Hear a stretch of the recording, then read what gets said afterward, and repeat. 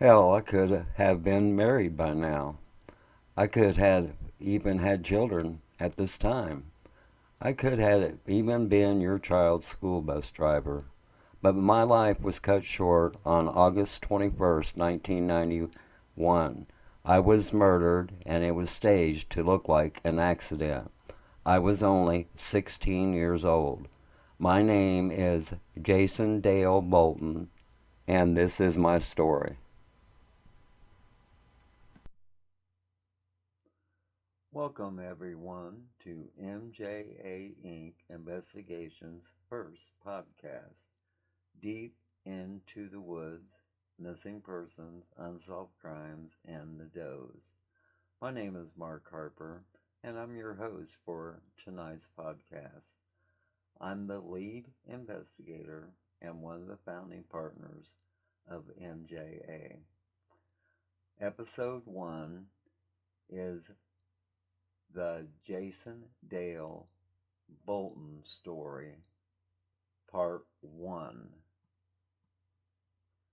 Was it an accident or murder?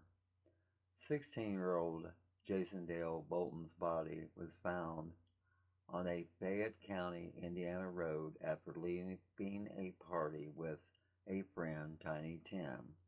It appeared that Jason and Tiny Tim was laying in the road and a vehicle swerved to miss Tiny Tim and ran over Jason. It seemed to be an accident by witness accounts, but Jason's sister had other ideas. Jason's sister gathered all police reports, witness statements, accident hand sketches by the first officer at the scene, autopsy reports, and photos. On March 30th, 2007, the Bolton case became our 63rd case. MJA case file number JDB-063. Because of Jason's sister's detailed files, it was plain to see that there were holes in the story that was being said. During our investigation, using the witness's own words, we found lies in the story being told. We know that Jason had taken one downer, drank 2 beers at the party in a 4-hour period. Lie number 1. Tiny Tim stated that him and Jason left the party to go visit Jason's father. They stopped at the little bridge and smoked a joint. After smoking the joint, they started walking to Jason's father's house. After walking a while, Tiny Tim states that him and Jason laid in the road to take a nap. Medical experts stated what the 16-year-old boys consumed at the party and smoking a joint in a 4-hour and 45-minute period wouldn't have made them pass out. When the fact is, Jason didn't know his father and didn't know where his father lived. Tiny Tim caught in his first lie. Lie number 2.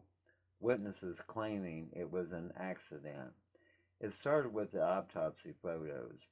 There wasn't enough blood on Jason or his clothes for the injuries he had that was caused by being ran over by a vehicle.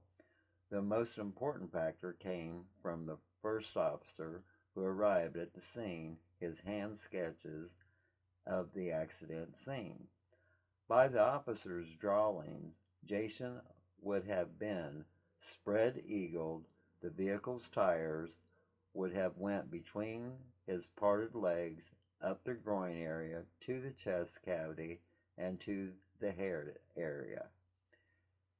The giveaway. In the drawings, the officer drew an object across the road 7 feet off the road in the grass. He had the object circled and labeled testicles. There is no way that Jason's testicles could have ended up that far away from the body. The fact is, while being ran over, his testicles didn't fly out the legs of his jeans. They didn't fly out of his groin area because his genes were intact, no rips or holes in the groin area, meaning they laid Jason in the road, spread eagle, lined up the tires between his legs, and ran him over. Witnesses caught in lie 2. Lie number 3. MJA done a reenactment using the witness statements how Jason got ran over. We used orange cones and we placed them how Tiny Tim was laying, and we placed them in a V shape how Jason had his legs spread, and we done it at night. Our findings after 10 attempts trying to reconstruct the accident from the witness statement, there was no way possible in the dark it could have happened the way they claim. We done 10 attempts during the daylight hours. Still not possible. Witnesses caught in lie number 3. Learning this explains why Jason's genes in the groin area had the most blood visible. Then take into account that through the years the witness statements have changed.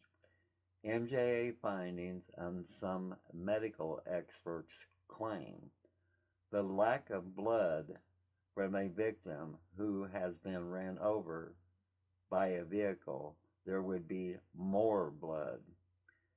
MJA, with the advice from medical examiners, have come to these findings.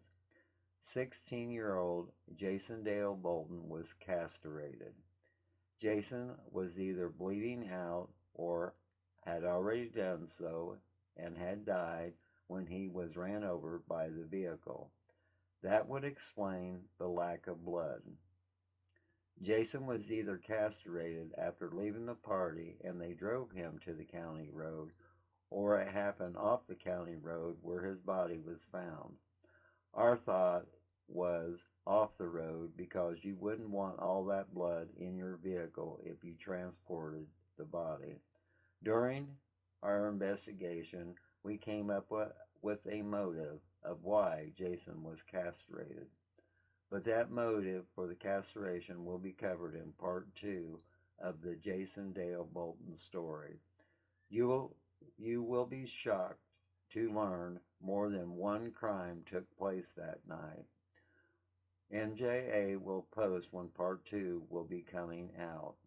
Let's take a pause for the cause, and we'll be back in a moment with our first guest on tonight's podcast.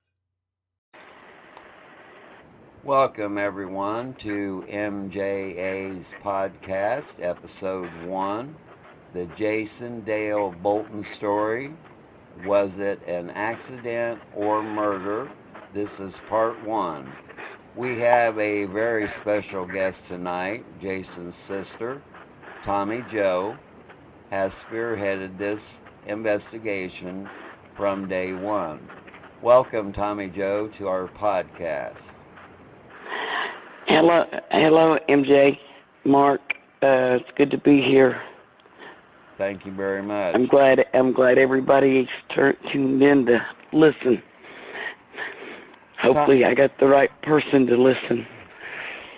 Tommy Jo, let's keep this simple so we don't give away too much about part 2. Okay. Your brother's body was discovered on August 21st, 1991. Is that correct? That's correct. And when was you first notified about your brother's death? In the wee hours of the morning on August 21st. And how did they say Jason died? Can I say a nickname? My ex-husband called and said my ex-husband called me, said my brother was dead in the road. They were scooping him up off the road now. And did they explain to you at that time what had happened? No. Okay. And how long after that did you realize that something was wrong? When I was at the hospital that morning when I went to identify his body. Before I ever seen his body. Okay. And when did you start to believe that Jason had been murdered? That very night. And when did you start collecting the police reports, witness statements, accident hand sketches by the first officer at the scene, autopsy reports, and photos? 10 years later. Did you have to use the Freedom of Information Act to get all these documents? Yes, I did. And about how long do you think it took you to get all these documents together?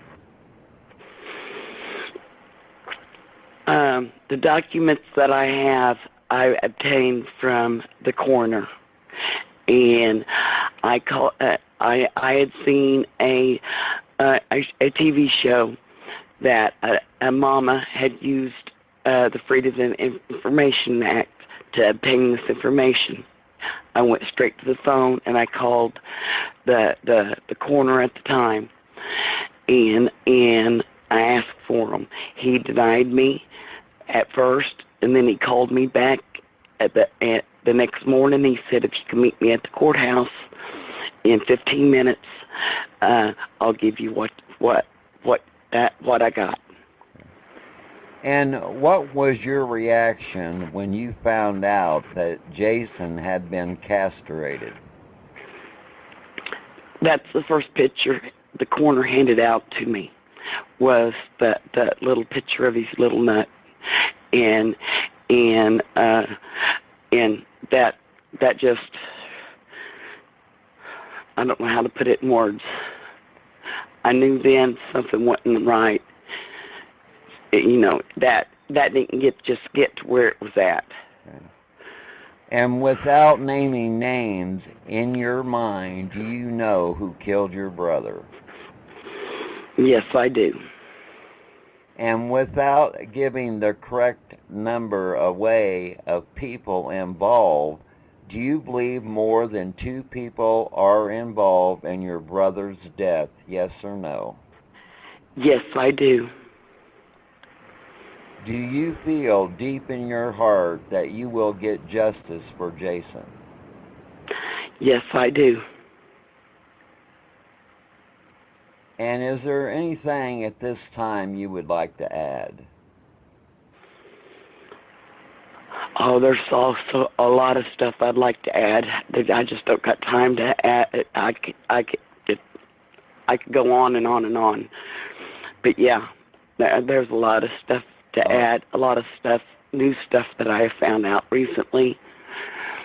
Okay, well, we can enter that on part 2. Thank you, Tommy Joe, for speaking on the podcast. We look forward to speaking with you on part 2 about your brother's death. Thank you, Tommy Joe, and you have a very good evening. At this time, let's take a pause for the cause. We will be back in a moment with our second podcast guest, who is Dan Kincaid. Dan is a profiler and a researcher for MJA Inc. Investigations with college degrees. Back in a moment with Dan's interview.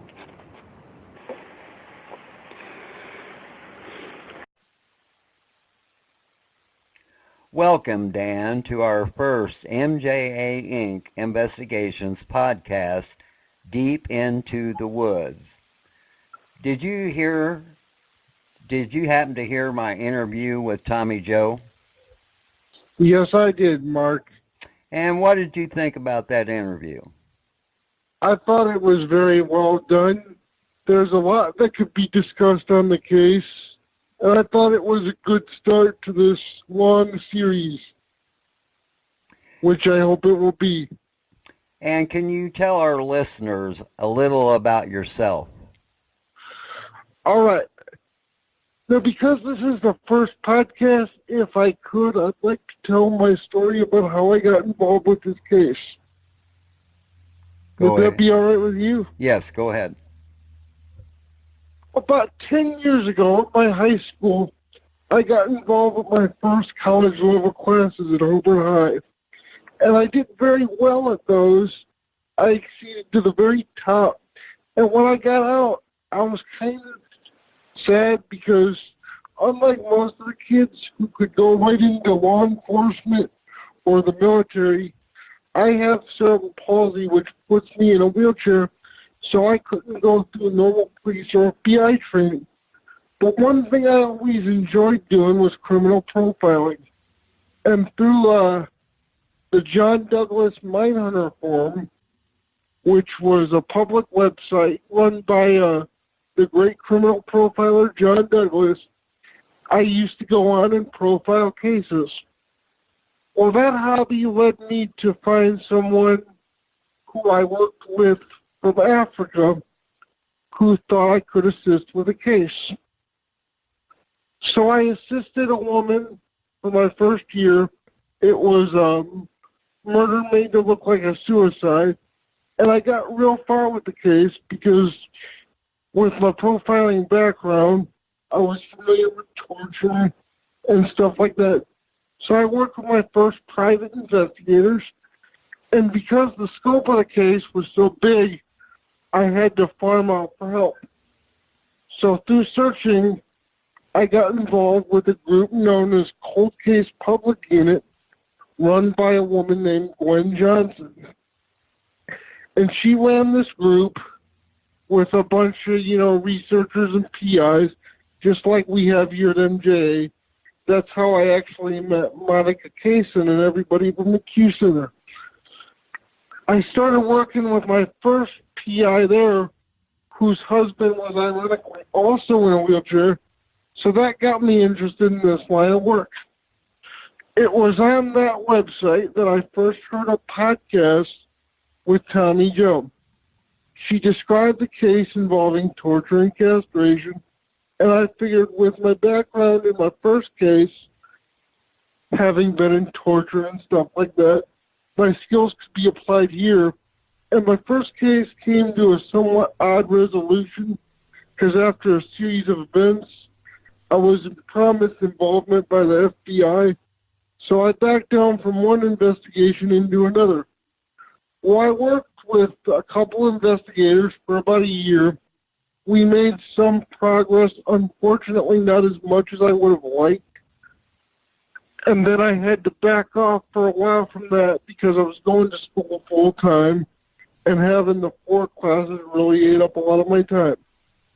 Well, the rest of the story is I was doing my internship in about March. I was wondering what I was going to do because I didn't know if I could apply at a local police station. I wanted to do an internship somewhere in law enforcement, but with my disability, I didn't want to do something that would put me in the way.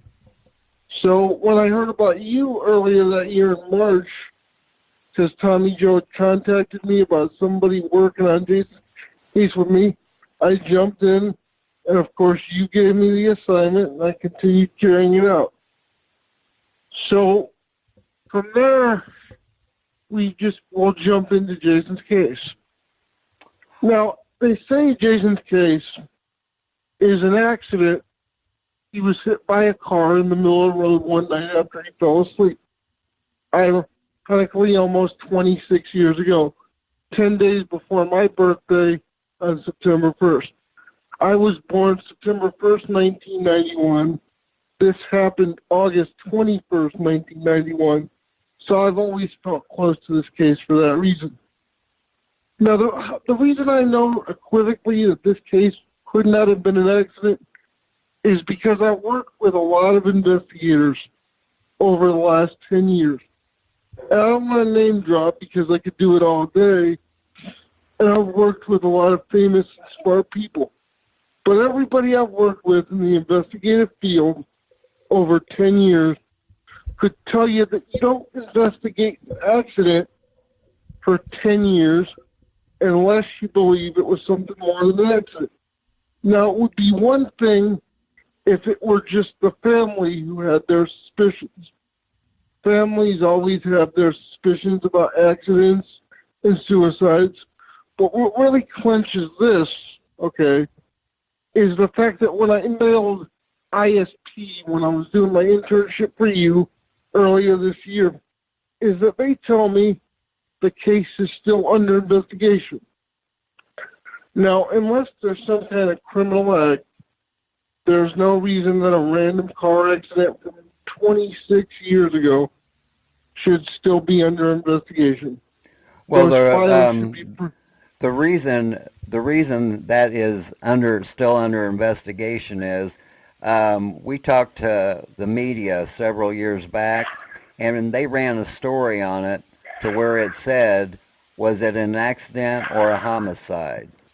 And all the information that we had and all the information that the media had came to the conclusion of being ruled undetermined. And so in that content, they might be doing some investigation. And the reason your questions are so short is because part 2 is when we're going to lay the groundwork. So what I want to do is I want to get into the questions I have for you. Okay? Can you tell the listeners what kind of person would castrate someone? There's no one type of person that would castrate somebody.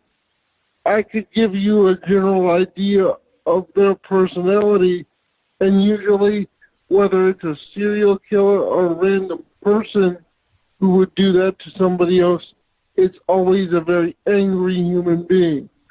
Now, the reason I think Jason Bolton was castrated is if we follow MJA's theory, which is the more prevalent one over the car accident, because after all our testing, we revealed that the testicle couldn't have come off forensically as a result of a car accident, meaning it had to be cut off in the form of a castration.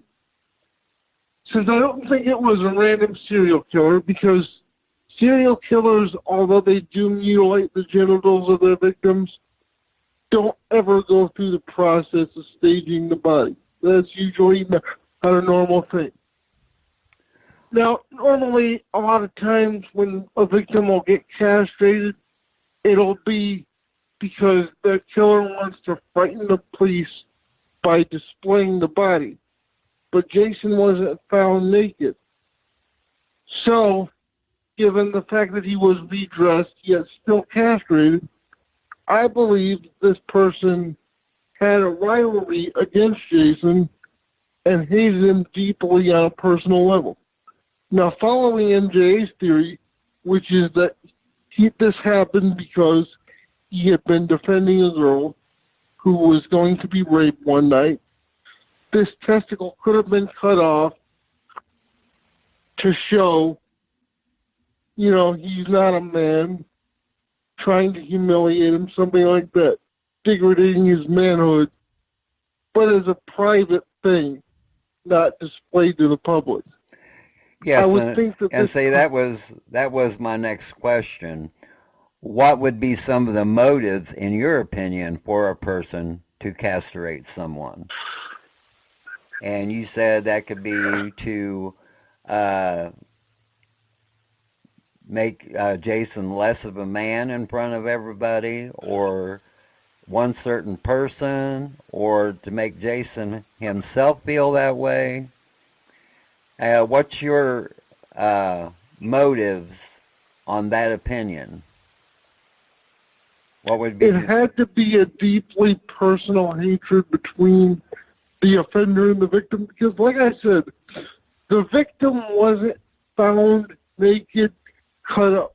Normally, when a killer mutilates the body in that type of way, they're looking for it to be found that way so they could inspire fear in the hearts of the public and the police. You see this with a lot of serial killers who leave, their victim sprawled out in a certain way. That's because they're looking to inspire fear in the public or whoever finds that body. But given the fact that Jason was redressed and then they went to the trouble of staging a car accident, that indicates to me that this was a little bit more deeply personal and that they hated him for a reason. Now, the other thing that this tells me about this person is that they're likely a very violent offender. A first-time offender, or somebody that was relatively young and inexperienced, wouldn't take the time out to castrate somebody in the middle of a random attack. So this was thought through by somebody a little older with a little bit more criminal experience. And in my estimation, probably somebody familiar with castration methods. Because if you look at the photograph of the testicle, it's relatively undamaged. Now, I don't know if that speaks to experience, because I honestly didn't see the other testicle.